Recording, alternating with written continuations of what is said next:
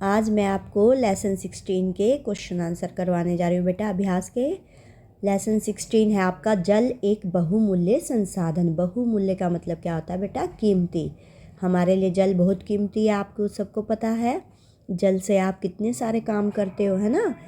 यहाँ तक कि हमारे शरीर को भी जल की ज़रूरत होती है, पता है ना बेटा। हमारे शरीर में जो खून बहता है वो जल के कारण ही बहता है। अगर हम जल नहीं पिएंगे तो हमारे शरीर में खून की क्या बन जाएंगी बेटा? गांठें बन जाएगी, और जिससे हमारे शरीर को नुकसान होगा। फिर हम ठीक तरह से कार्य भी नहीं कर पाएंगे, और जल आपके सारे कामों के लिए आवश्यक है। तो इसी के बारे में हम क्वेश्चन करेंगे। निम्नलिखित वक्तव्य सत्य है या असत्य, ये आपको बताना है कौन सा सत्य है और कौन सा असत्य है। अब देखो बेटा, भौम जल। भौम जल क्या होता है? जो भूमि के अंदर जल चला जाता है, किससे? मिट्टी से रिस रिस कर वो पानी अंदर चला जाता है भूमि के अंदर, उसे हम भौम जल कहते हैं। भौम जल विश्व भर की नदियों, पूरे संसार की नदियों और झीलों में पाए जाने वाले जल से कहीं अधिक है। ये बात क्या है बेटा? सत्य है। क्या लिखोगे यहाँ पर? सत्य। ऐसे जल की कमी की समस्या का सामना केवल ग्रामीण क्षेत्रों के निवासी करते हैं।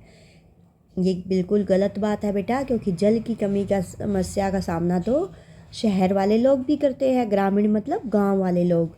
क्या गांव वाले लोग ही जल की कमी की समस्या का सामना करते हैं? नहीं, शहर वाले भी करते हैं। तो ये बात क्या होगी बेटा? असत्य हो गई। नदियों का जल खेतों में सिंचाई का एकमात्र स्रोत है। ये बात भी गलत है बेटा, क्योंकि खेतों में हम सिंचाई कैसे कैसे करते हैं? नहर से जो पानी आता है उससे करते हैं, ट्यूबवेल द्वारा भी करते हैं, है ना। तो केवल नदियों से तो नहीं करते ना, इसलिए ये असत्य हो गया। वर्षा जल का चरम स्रोत है, मतलब सबसे ज़्यादा जल हमें कहाँ से मिलता है? वर्षा से। ये बात बिल्कुल सही है। चरम मतलब बेटा ज़्यादा, जिससे हमें पानी मिलता है। स्रोत मतलब जहाँ से पानी मिलता है। चरम मीन ज़्यादा। तो ये बात आप क्या कहोगे? सत्य है। ठीक है।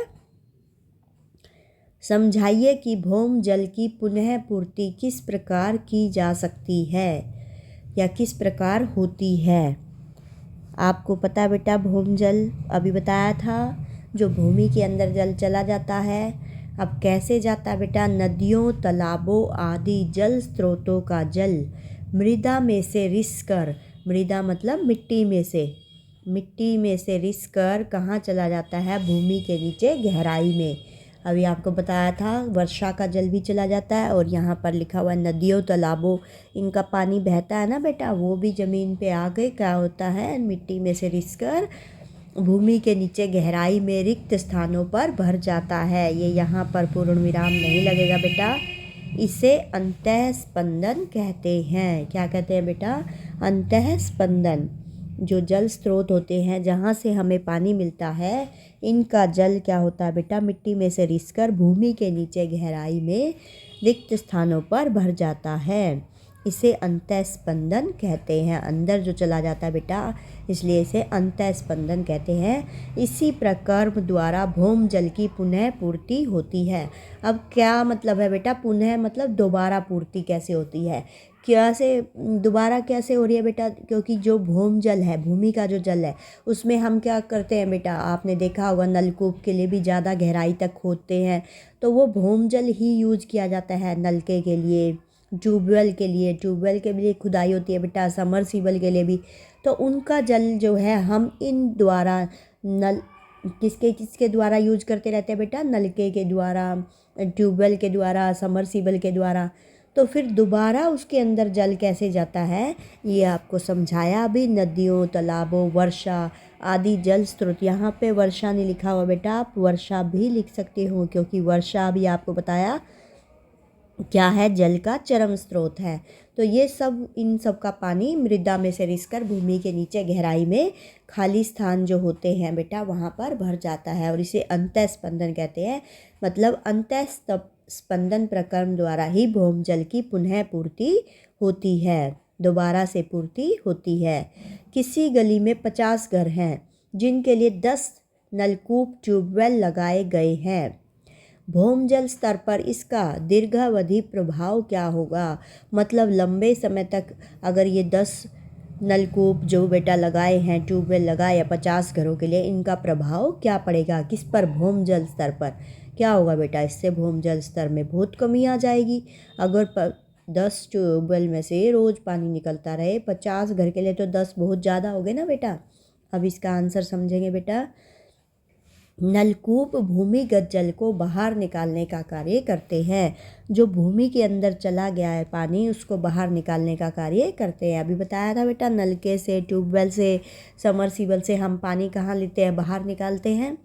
यदि 10 नलकूप अपना कार्य करते हैं तो भूमिगत जल की मात्रा तेजी से घटती है। तो नीचे का पानी क्या होता जाएगा बेटा, कम होता जाएगा। भूमिगत मतलब जो भूमि के अंदर चला गया है, जिसके कारण भूमि जल स्तर निरंतर गिरता चला जाता है। लंबे समय तक इस प्रक्रिया के चलने से भूमिगत जल के स्रोतों में जल की भारी कमी हो सकती है। ऐसी भी स्थिति आ सकती है कि ट्यूबवेलों को बाहर निकालने के लिए जल ही ना मिले। तो अगर ऐसे ही चलता रहा बेटा, 50 घरों के लिए अगर हम 10-10 ट्यूबवेल लगाएंगे, तो आपको बताया इन हमारे जो जल की भारी कमी हो सकती है भूमिगत जल के स्रोतों में। ऐसी भी स्थिति आ सकती है कि ट्यूबवेल को बाहर निकालने के लिए हमें जल ही ना मिले। बेटा हम खोदते रहे नीचे जल ही ना मिले, क्योंकि बिल्कुल ही ख़त्म हो जाएगा। भूमिगत जल के स्रोत कौन से हैं बेटा, स्रोत अभी बताए आपको, नलके, ट्यूबवेल, समरसीबल, इससे हम भूमि का पानी बाहर निकालते हैं। और अगर हम 50 घरों के लिए 10 ट्यूबवेल लगाएंगे, तो इस प्रक्रिया के चलने से क्या हो जाएगा, जल की भारी कमी हो जाएगी। और हो सकता है ट्यूबवेलों को बाहर निकालने के लिए जल ही ना रहे अंदर, है ना। मान लीजिए आपको किसी बगीचे का रख रखाव करने की जिम्मेदारी दी जाती है। आप जल का सदुपयोग करने के लिए क्या कदम उठाएंगे। जल का अच्छी तरह से सदुपयोग होता है बेटा, अच्छी तरह से उपयोग करने के लिए, मतलब उसको बचाएंगे आप, जल को कम खर्च करेंगे, ये होता है सदुपयोग। तो आपको किसी बगीचे की रख रखाव की जिम्मेदारी दी जाती है, तो आप क्या करेंगे। अब देखो बेटा, किसी बगीचे के रख रखाव में अब क्या होता है बेटा, किसी बगीचे के रख रखाव में जल का अपना महत्वपूर्ण योगदान है। जल की कम से कम मात्रा उपयोग में लाने हेतु निम्नलिखित उपायों की ओर ध्यान दिया जाना उचित है। सबसे पहले क्या करेंगे बेटा, बगीचे में ड्रिप सिंचाई प्रणाली को अपनाकर जल की बचत की जा सकती है। ड्रिप सिंचाई प्रणाली देखिए बेटा, छेद छेद से पानी आता है, वो ड्रिप सिंचाई कहलाती है। ऐसे तो हम इस सबसे पहले ड्रिप सिंचाई प्रणाली को अपना सकते हैं। ड्रॉप ड्रॉप पानी गिरेगा बेटा, ऐसे सिंचाई करनी है हमने। और जल के अभाव में बगीचे की सिंचाई फुहारा विधि से करना विवेकपूर्ण है। या हम फुहारे से कर सकते हैं। फुहारे में भी देखा बेटा, छेदों में से पानी आता है, एकदम से डायरेक्ट ज़्यादा पानी नहीं निकलता, और वो उसमें भी छेद द्वारा पानी निकलता है। तो विवेकपूर्ण मतलब बुद्धिमता है कि हम बगीचे की सिंचाई फुहारा विधि से कर सकते हैं अगर पानी कम है। अभाव मतलब कमी, जल की कमी।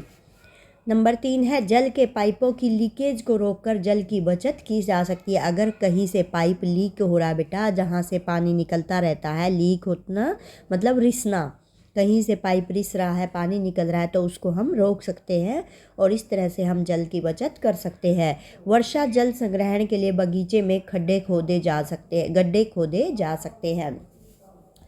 कि अब क्या होता है बेटा, वर्षा का पानी आता है, उसके संग्रहण के लिए, संग्रहण मतलब इकट्ठा करना, उस पानी को इकट्ठा करने के लिए हम बगीचे में गड्ढे खोद सकते हैं और बाद में उसका यूज कर सकते हैं। बगीचे में ऐसे ही पौधे लगाए जाए जिनको कम जल की आवश्यकता पड़े, और ऐसे पौधे लगाए बेटा जिनको कम जल की आवश्यकता पड़े। तो ये 5 हम कार्य कर सकते हैं। ड्रिप सिंचाई प्रणाली का प्रयोग कर सकते हैं, फुहारा विधि का प्रयोग कर सकते हैं, पाइप की लीकेज को रोक सकते हैं, और वर्षा के जल को इकट्ठा कर सकते हैं।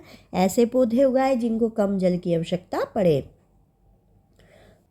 क्वेश्चन नंबर 5 है बेटा, देखो, भूमि जल स्तर के नीचे गिरने के लिए उत्तरदायी कारकों को समझाइए। ये बताना हमें, जो भूमि का जल नीचे होता है वो कम क्यों होता जा रहा है, उसके लिए कौन कारक है जो उत्तरदायी है बेटा, क्या कारण है जो उसके लिए उत्तरदायी है। सबसे पहला है तेजी से बढ़ती जनसंख्या। जनसंख्या बहुत ज़्यादा बढ़ रही है बेटा। अब जनसंख्या ज़्यादा है तो उनको पानी भी ज़्यादा चाहिएगा, तो वो ज़्यादा क्या करेंगे, नलके खोदेंगे, नलके के लिए खोदेंगे, ट्यूबवेल के लिए खोदेंगे, समरसीबल के लिए खोदेंगे। इस तरह भूमि का जल कम होता जाएगा। उद्योगों की बढ़ती संख्या, अब ज़्यादा उद्योग, ज़्यादा इंडस्ट्रियल एरिया होगा जिसमें ज़्यादा चीज़ें बनेंगी, उनके लिए ज़्यादा पानी की आवश्यकता होगी। और ज़्यादा पानी की आवश्यकता होगी बेटा, नीचे से निकालेंगे हम, और वो क्या होगा, भूमिगत जल स्तर कम होता जाएगा। कृषि क्रियाओं में बढ़ोतरी के साथ जल की अधिक खपत। अब कृषि के जो कार्य होते हैं उसमें भी बढ़ोतरी हो रही है, तो उनके लिए भी जल की अधिक लगता है, खपत होता है, उसका लगना, कितना उसमें खर्च हो रहा है पानी। जल संरक्षण की तरफ ध्यान ना देना, और जल संरक्षण की तरफ ध्यान ना देना बेटा, जो जल को बचाने के अगर हम कोई उपाय नहीं करते हैं तो उससे भी क्या होगा, भूमिगत जल का स्तर नीचे गिरता जाएगा। समझ में आ गया बेटा।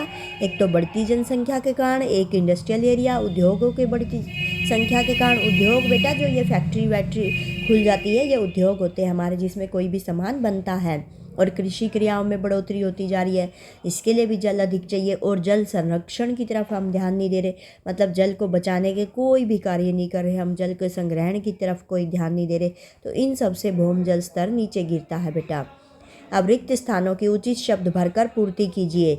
भूमि जल प्राप्त करने के लिए डैश तथा डैश का उपयोग होता है। किस किस का उपयोग होता है बेटा, भूमि जल प्राप्त करने के लिए कुएं का, नलकूप का, आपको बताया है ना, नलकूप का मतलब ट्यूबवेल का, और किसका बताया, समरसीबल आजकल लग गए हैं ना। जल की 3 अवस्थाएं कौन कौन सी होती है बेटा, जल की 3 अवस्थाएं होती है, ठोस, द्रव और गैस। कौन सी होती है बेटा, ठोस, द्रव और गैस, ये जल की 3 अवस्थाएं होती हैं। तो आप कौन सी बोलोगे, ठोस, द्रव और गैस। यहाँ लिख सकते हो द्रव, यहाँ लिख सकते हो गैस खाली, ठीक है बेटा, ये होती है। भूमि के जल धारण करने वाली परत क्या कहलाती है, जलभर। जिसमें जल भर जाता है बेटा वो कहलाएगा जलभर, ठीक है। भूमि जल के अवस्त्रवण के प्रक्रम को क्या कहते हैं, जो भूमि के अंदर जो जल चला जाता है बेटा, अंदर से जो समा जाता है उसको हम क्या कहते हैं, अंतः स्पंदन।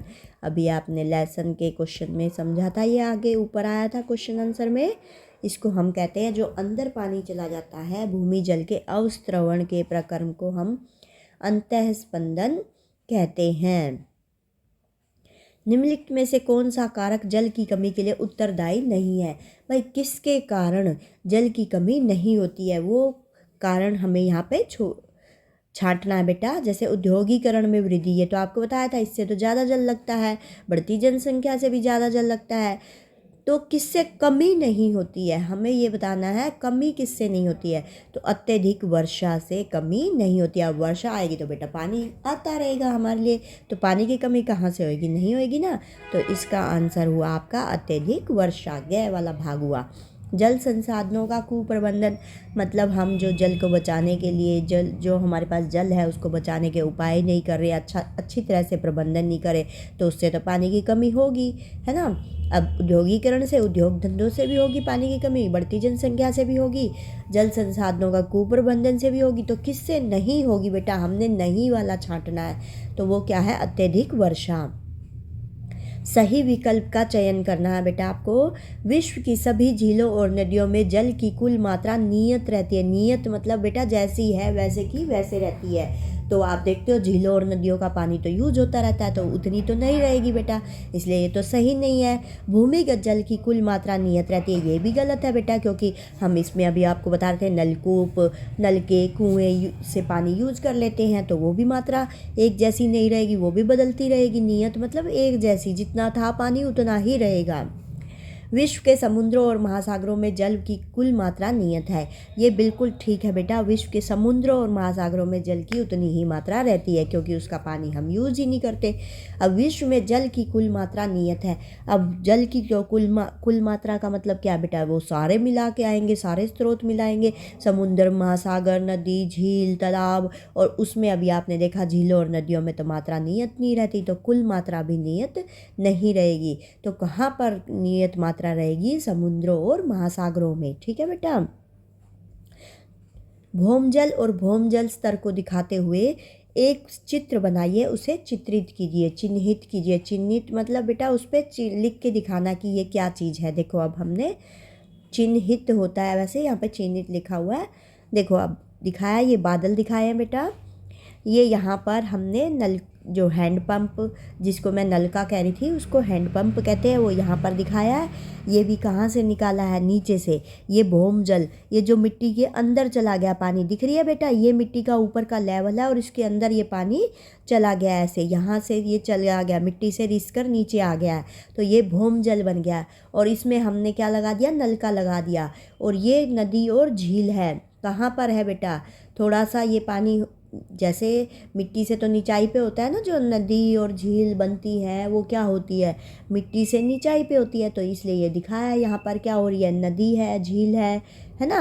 और इसके नीचे ये क्या हो गया बेटा, जो जल है बिल्कुल नीचे चला गया है, ये क्या बन जाता है, जल भर। क्या कहलाता है ये, जल भर। समझ में आया बेटा। ये वर्षा हो रही है बादल से, है ना, ये पेड़ लगाए हैं, ये मिट्टी का लेवल है ऊपर, और ये पुनः पूर्ति भौमजल है। और ये जैसे वर्षा आ रही है तो इससे क्या हो रहा है, जो पानी यूज कर रहे हैं हम नलके के द्वारा ऊपर जा रहा है और फिर वर्षा से नीचे आ रहा है पानी। इस तरह से इसकी पुनः पूर्ति हो रही है। ओके बेटा, बाय बाय। नेक्स्ट वीडियो में आपकी सुदेश मैम आपसे फिर से मिलेगी बेटा, बाय।